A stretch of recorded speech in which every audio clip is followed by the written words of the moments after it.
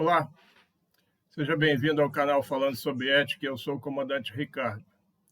No último vídeo, falamos sobre a delação premiada e acordo de leniência, finalizando os vídeos relacionados ao meu livro, cujo link está na página inicial deste canal. Hoje falaremos de ética, política e sociedade. Neste vídeo, vamos estabelecer uma relação entre esses três fatores e verificar se a postura ética dos cidadãos é benéfica para o país e como isso acontece. Então, vamos lá. Seguindo a linha de pensamento escolhida para os vídeos deste canal, com base na ética científica, relembro os 5 fatores que, na minha opinião, representam a ética que deve ser praticada no dia a dia da população, porque traz resultados concretos positivos. São eles: deveres, direitos, virtudes, princípios e responsabilidades. Com base neles, podemos visualizar uma linha que baliza todas as ações que devem se desenvolver na vida social da população de um país, que almeja se desenvolver e prosperar. Vamos verificar também que normalmente isso acontece quando a sociedade adota o pensamento conservador nos costumes e liberal na economia. Lembrando o que falamos em outros vídeos, a ética não se aprende como a matemática.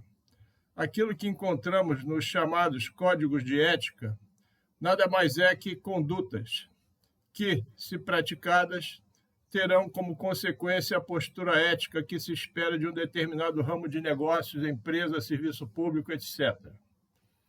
Assim, a postura ética será sempre uma consequência e não uma causa. Uma pessoa que segue um código de conduta nem sempre será uma pessoa ética, porque poderá eventualmente estar seguindo determinada conduta por interesse apenas. Assim, o comportamento ético será aferido ao longo de um período, normalmente longo, porque está relacionado à confiança e à credibilidade. Lembrando que confiança é aquilo que uma pessoa adquire em razão de seu reiterado comportamento ético, que, com o passar do tempo, vai se transformar em credibilidade.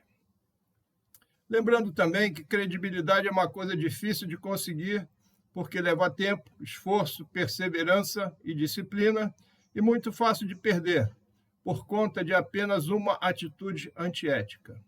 E quando se perde, dificilmente se conseguirá readquirir a credibilidade que antes possuía. Mas, como a sociedade interage para administrar sua vida num país? Eu diria que é por meio da política. Na antiguidade grega, as cidades-estados, existia a ágora. Era um local onde cidadãos se reuniam para, por meio de debate, ditar os rumos da sociedade. Atualmente, uma sociedade democrática faz isso por meio de representantes que debatem no parlamento em nome da parcela da sociedade que os elegeram, os rumos da sociedade que deverá seguir. Essas decisões também se aplicarão àqueles que não os elegeram, porque o sistema democrático funciona assim. É por essa razão que o poder legislativo é o mais importante dos poderes e deve ser o mais forte deles, porque será ele o responsável por editar as leis para que deverão ser cumpridas pelo Poder Executivo, o que será verificado pelo Poder Judiciário quando houver controvérsias.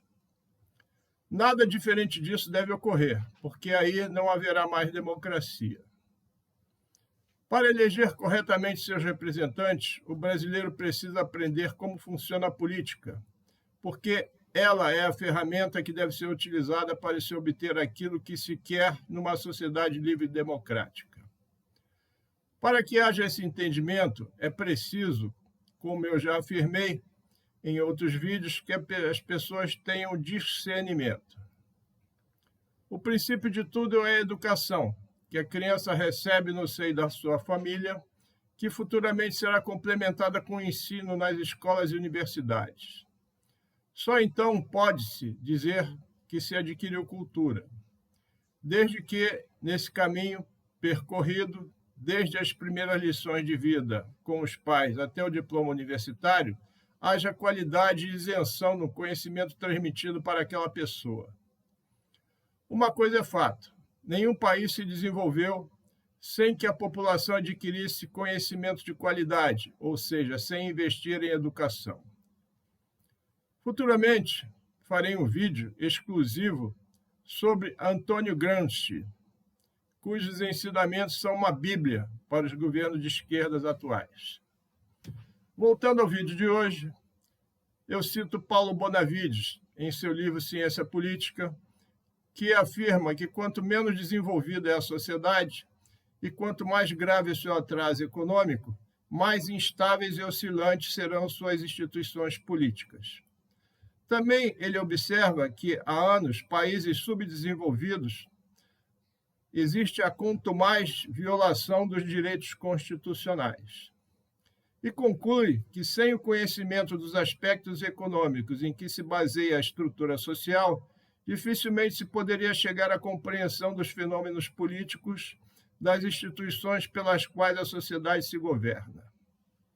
É importante ressaltar aquilo que já falei em outro vídeo, que a sociedade vem primeiro e o Estado vem depois. Ou seja, o Estado foi uma criação de um ente composto de instituições para justamente servir à sociedade, e não o contrário.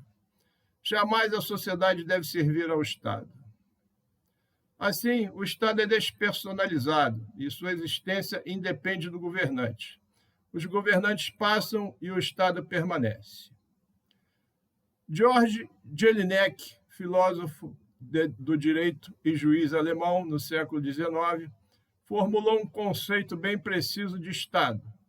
Ele afirmou: o Estado é a corporação de um povo, assentada num determinado território e dotada de um poder originário de mando. Daí vem o conceito de nação, elaborado no mesmo século por Mancini, que afirmou: nação é uma sociedade natural de homens, com unidade de território, costumes e línguas, estruturados numa comunhão de vida e consciência social. O princípio disso tudo é o poder, que foi colocado no parágrafo único do artigo 1º de nossa Constituição, que estabelece em tese que todo poder emana do povo e em nome dele será exercido. Ou seja, o poder é do povo, que delega o seu exercício ao Estado, por meio de representantes, para usá-lo em seu benefício. O poder é indivisível. O que é dividido é o exercício do poder, pela estrutura do Estado para melhor exercê-lo. Essa é a ordem sagrada das coisas no Estado de Direito, cuja Constituição deve ser fielmente cumprida. Nela, somente deveria haver interpretação semântica, jamais a interpretação extensiva ou a criativa ou qualquer outra que seja. Aliás, a correta denominação daqueles que trabalham para o Estado deveria ser servidor do público, para ficar mais clara a natureza do seu trabalho. Trazendo esse assunto para o campo da ética, a primeira pergunta que surge é: existe ética na política? A resposta que eu daria para essa pergunta é: depende. Acredito que no exercício da política a resposta é não, porque a política é movida por interesses. O ideal seria que os políticos fossem altruístas, ou seja, é aquela postura que demonstra o sentimento de interesse e dedicação por outras pessoas sem esperar nada em troca. O altruísmo é uma característica admirada por diversas culturas porque está associada a virtudes como a generosidade, a solidariedade, a empatia e a compaixão. Em outras palavras, a ética.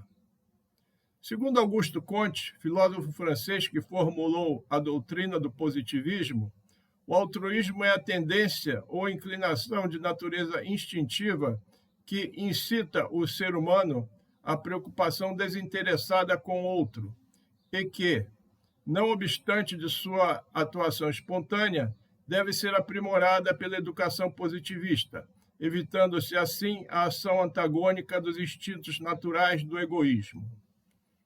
Portanto, o que deve ocorrer na relação candidato-eleitores é a postura ética, ou seja, aquilo que se promete fazer durante a sua campanha, que convenceu o eleitor a votar naquela pessoa, deve ser cumprido em respeito ao voto recebido.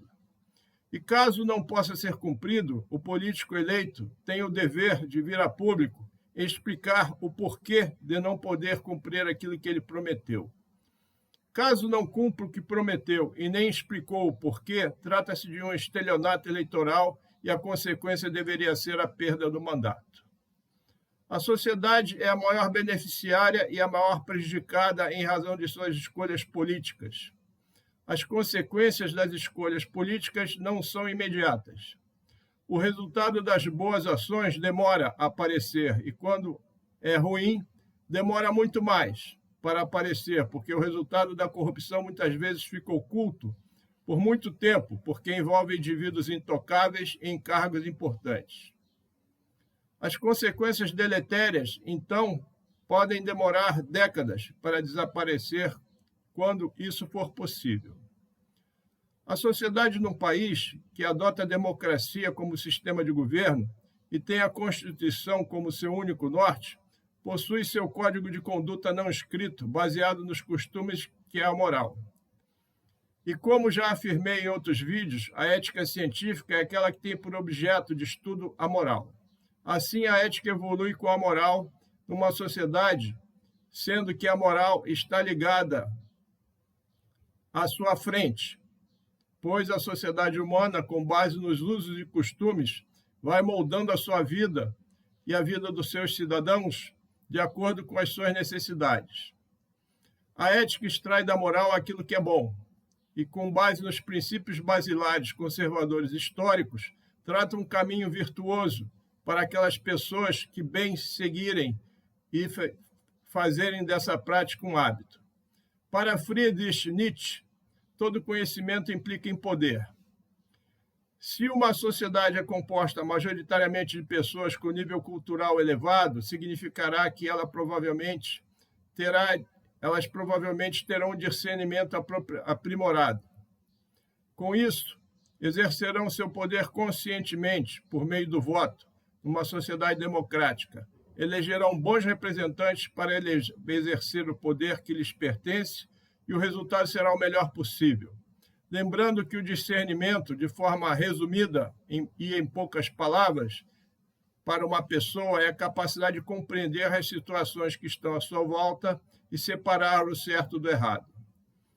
Contrariamente, quando uma sociedade é composta majoritariamente de pessoas ignorantes, sem o devido discernimento, maus representantes certamente serão eleitos, porque essa sociedade terá pessoas que serão facilmente enganadas por narrativas falaciosas. Então, a sociedade sofrerá as consequências danosas que normalmente virão por meio da corrupção. Assim, podemos concluir que a postura ética, tanto dos cidadãos, elegendo pessoas íntegras para os cargos eletivos, quanto dos políticos eleitos, honrando o compromisso assumido de trabalhar em prol da sociedade com altruísmo, traz para a sociedade o que é necessário para obter um desenvolvimento e uma vida melhor para todos. Finalizo este vídeo com um pensamento de Mahatma Gandhi, que diz o seguinte: o futuro dependerá daquilo que fizermos no presente.